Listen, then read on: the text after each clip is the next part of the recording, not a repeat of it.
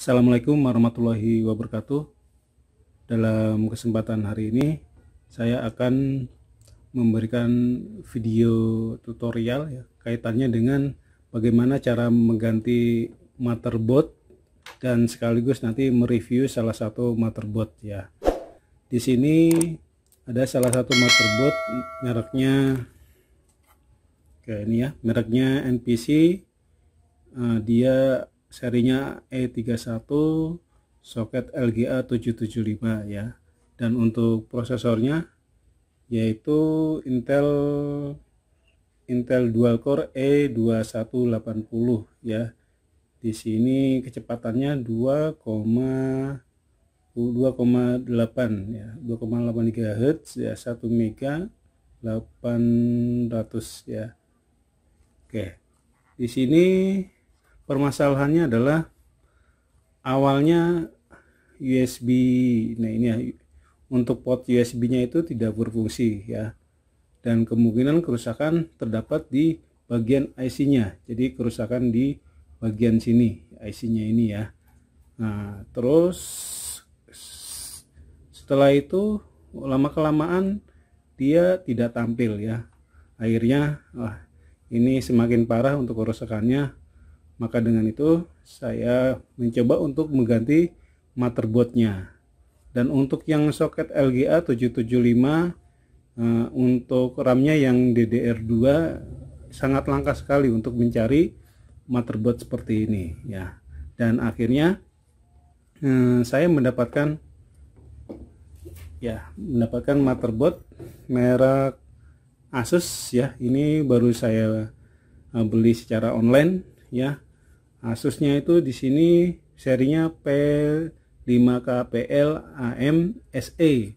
Nah, ini soketnya sama LGA 775 ya, dan menggunakan DDR2 untuk RAM-nya. Nah, kalau lihat dari deskripsinya bagus ya. Jadi kalau kita lihat harganya, oke sebentar. Nah, untuk harganya itu 195.000 ya. Jadi kalau kita lihat deskripsinya bagus-bagus ya, komentarnya juga bagus. Nah, jadi saya coba untuk belikan ini, sekaligus nanti akan mencoba mengecek apakah ini berjalan atau masih bagus atau tidak ya. Kayak itu. Nah, sekarang saya coba untuk buka prosesornya terlebih dahulu ya, yang terpasang di motherboard lama di NPC ini. Dan untuk heatsinknya saya menggunakan model seperti ini ya, jadi ada penguncinya dari bawah ke atas ya. Jadi ini model modifikasi. Terus ini RAM-nya nanti akan saya coba di luar terlebih dahulu ya, dengan tanpa casing. Ini saya buka dulu untuk prosesornya.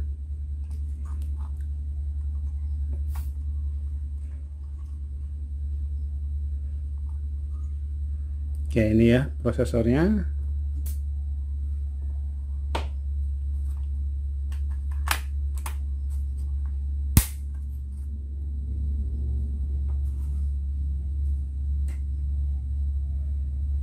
Oke, saya ganti dengan Asus P5KPL AMSE ya.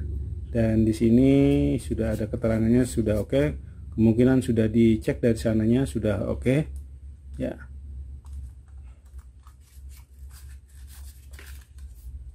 Oke, ini ya cara memasangnya ya.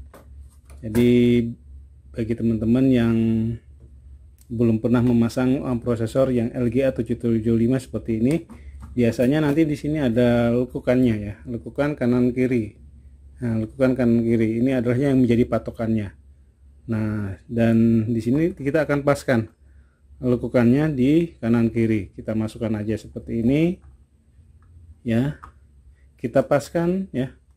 Nah, terus baru kita kunci ya. Oke, itu cara memasangnya. Terus kita akan pasang heatsinknya ini. Dan sebelum kita pasang, kita berikan thermal pasta dulu ya. karena ini lama dan ini juga sudah kering, juga kita harus tambahkan yang baru ya. Nah, ini untuk thermal pasanya ya. Nah, yang sering saya gunakan, dan ini tipe yang lama ya. Tadi warnanya putih, biasanya kan ada yang abu-abu juga warnanya. Nah, berikan secukupnya di bagian prosesornya ya, jangan juga terlalu banyak ya. Kalau terlalu banyak nanti akan bluber kemana-mana. Oke, seperti ini.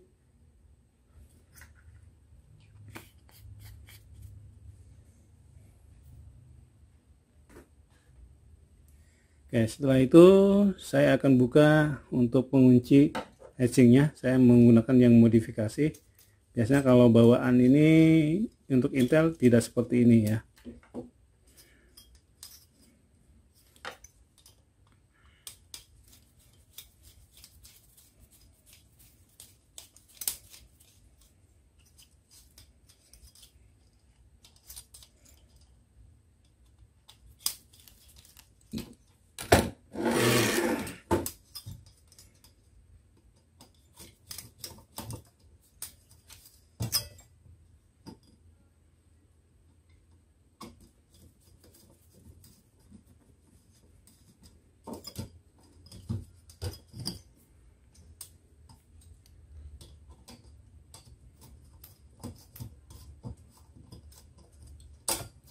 Oke, ini sudah terbuka ya. Nah, sekarang kita memasukkan bagian bawah dulu ya, di sini ya.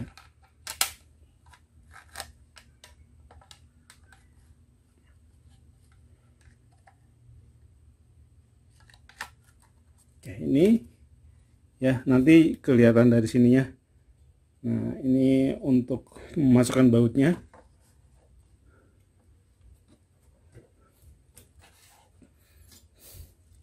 Nah, terus kita pasang dan posisikan ini dekat dengan colokannya di sini ya. Dan biasa kalau kita menggunakan heatsink model seperti ini, kedudukannya akan lebih kencang ya dibandingkan ketika kita menggunakan yang bawaan dari Intelnya ya. Nah. Oke, saya akan baut dulu sedikit-sedikit.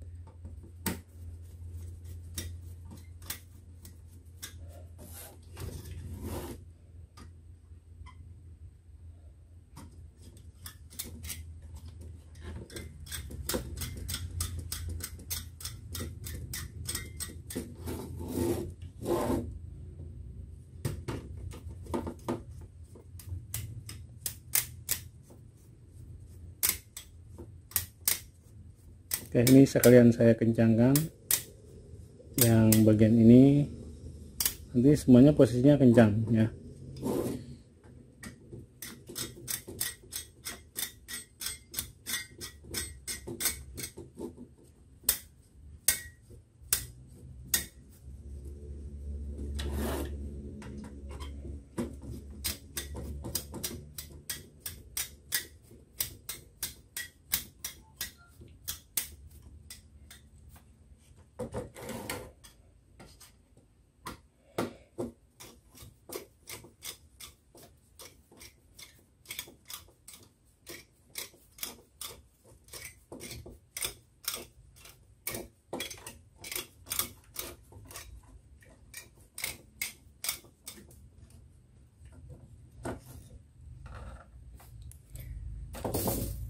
Oke, ini sudah kencang. Kalau kita lihat juga di bagian bawah, untuk ujung bautnya sudah kelihatan.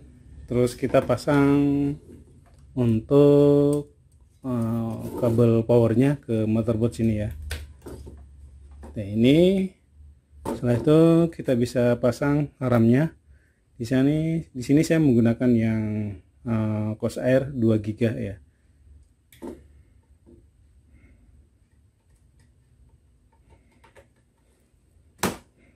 Oke, ini sudah terpasang. Terus saya akan berikan dudukan ya. Oke, dudukan seperti ini pakai kardus. Terus kita siapkan power supply-nya ya.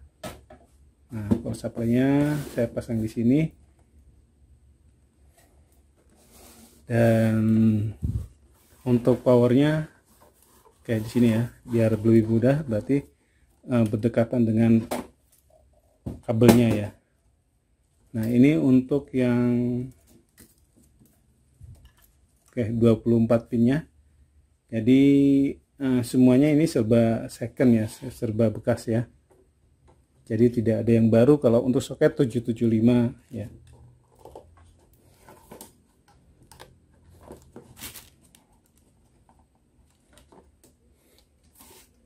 Nah, ini yang 24 pinnya. Terus kita pasang yang 4 pinnya.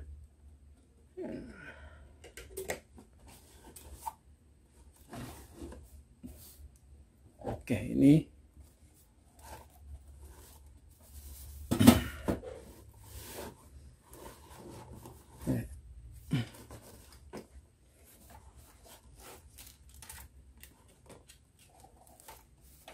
oke, saya carikan posisi yang pas ya. Kira-kira ini.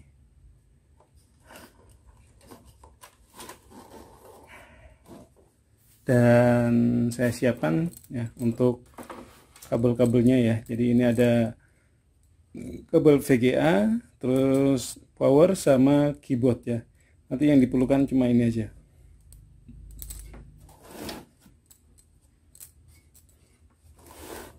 Oke, ini saya pasangkan untuk VGA-nya. Dan saya juga menggunakan LCD monitor ini ya. Nah,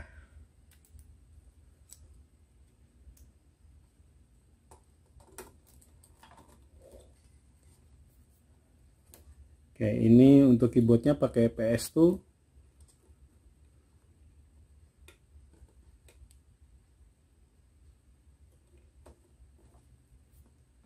Terus yang terakhir ini powernya ya.